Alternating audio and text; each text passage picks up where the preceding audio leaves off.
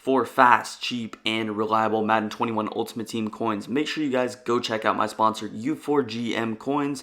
Use code VENOM at checkout for 5% off your order. Yo, what's good guys, Venom Fire here, back to the video, and today I'm going to be showing you guys another blitz right here out of the big nickel over G formation. Now, a couple of videos ago, I showed you one out of the strong safety blitz 3 play. Again, it was a zone blitz concept, but today we got a man blitz concept. Definitely one of my favorite plays in the game, and this big nickel over G formation is slowly but surely becoming one of the meta formations because of this blitz concept. So I'm in the Chiefs playbook. I like the Chiefs. It's got 3-3-5, nickel normal.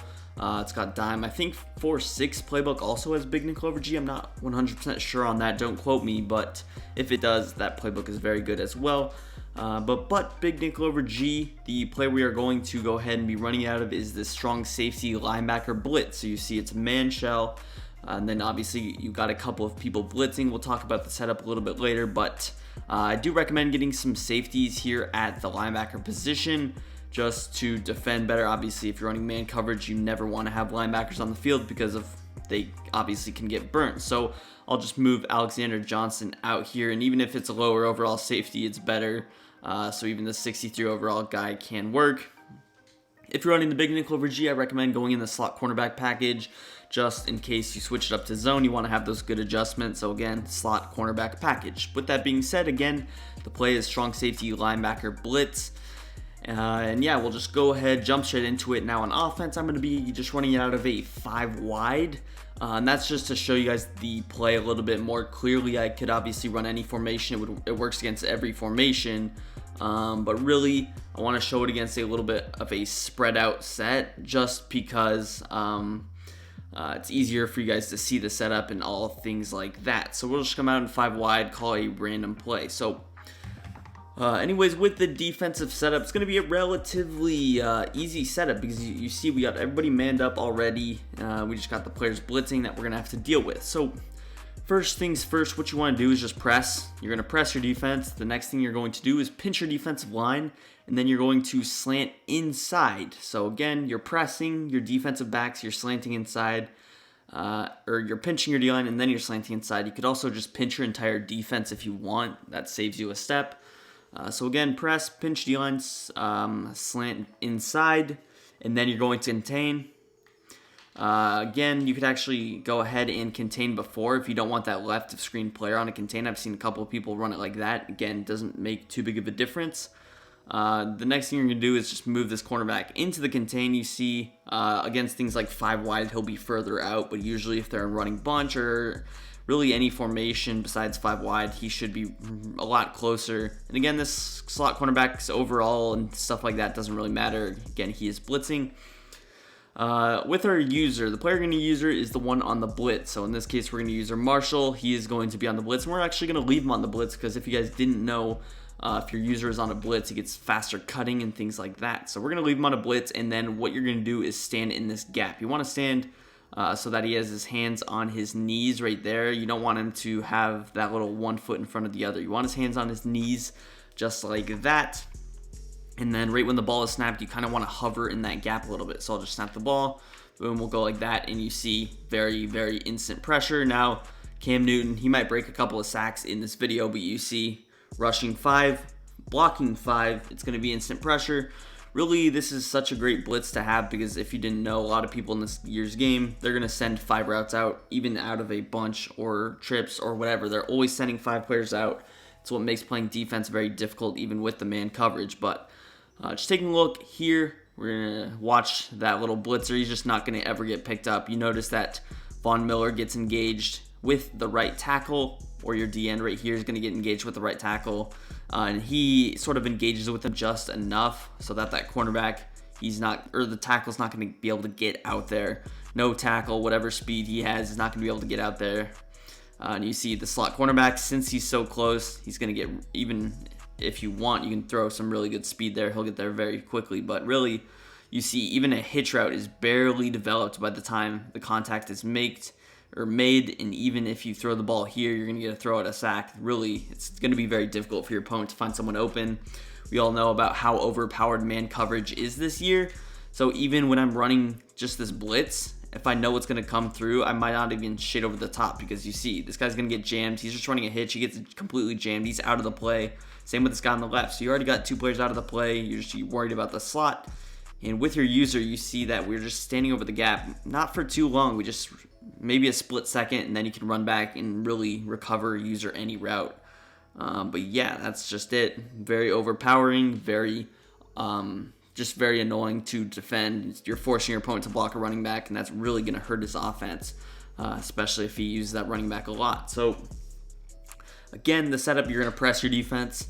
You're going to then contain. Again, it depends if you want to contain first or after. It doesn't make any difference on the blitz outcome. So I press, contain, then I'm going to pinch my D-line. I'm going to slant them inside, and then I'm just going to move our slot cornerback into the contain. I like to move him a little bit closer. You can keep him outside or whatever. Usually right here is good enough. You can move him a step away, whatever. Now, one thing I like to do is the strong safety is very far off the ball, so if they threw RB on like a quick slant, they might be able to complete it. I like to just manually move him down, and since you're not making really any backside adjustments, that's something that I think you can afford to do. Again, you could also shade over the top if you want. You definitely could shade over the top, especially if he has like some weird play that has a free release and you can't jam him at the line of scrimmage. Then I would recommend shading over the top just to be even safer.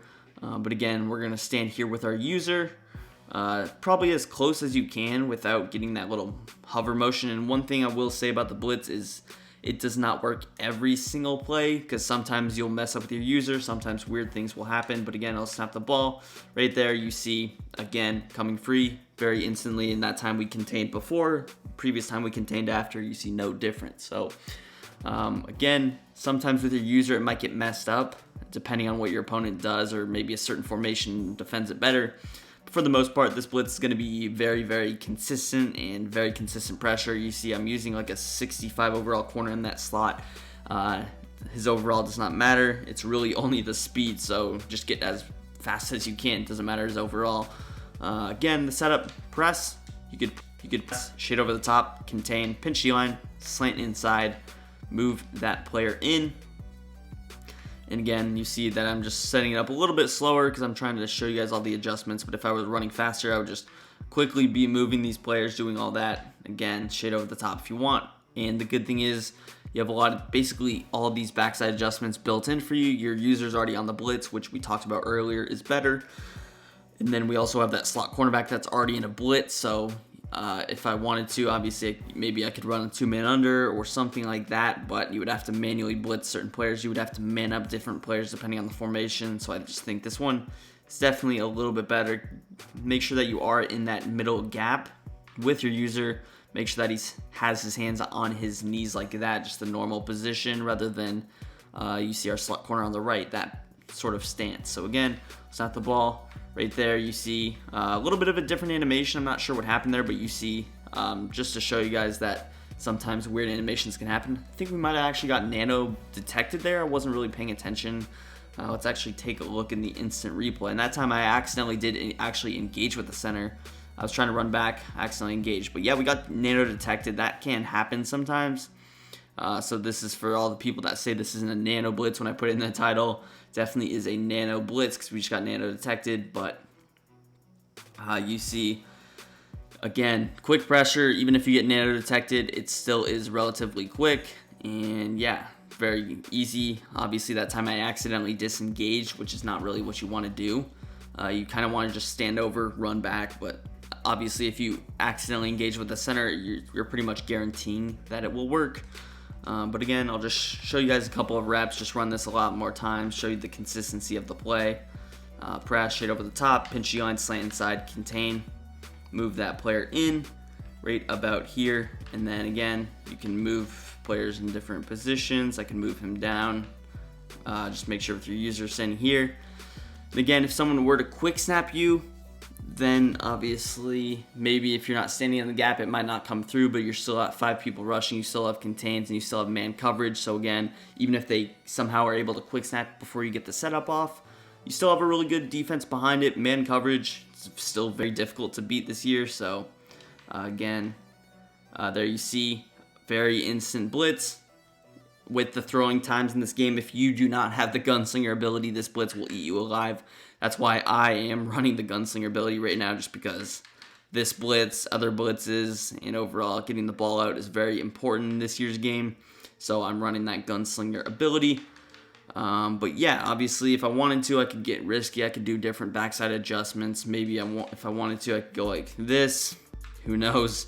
But really, you could do whatever you want in the back end. I'm not going to give you guys specific setups. We already got the man coverage. If you want more of a zone look, again, check out that strong safety blitz 3 play that I uploaded a couple of days or maybe a week ago on this formation. It's similar to the blitz, or the blitz is pretty much the same, but again, I talk about a lot more backside adjustments, different zone setups. So if you actually can, you can combine these 2 plays and have really good success. Snap the ball right there. You see, I didn't even really hover. Since my player was automatically on that zone, I threw him on that little vert hook. He actually just backed off immediately. So showing you guys that even if sometimes like I wasn't really hovered, I was just backing off immediately. You see, he backs up. And then I start to come down a little bit, but even if I didn't, you saw that Von Miller would be here, the player would get there. And sometimes even with Von here, he's going to get like a weird disengage. So you notice he disengages with the right tackle.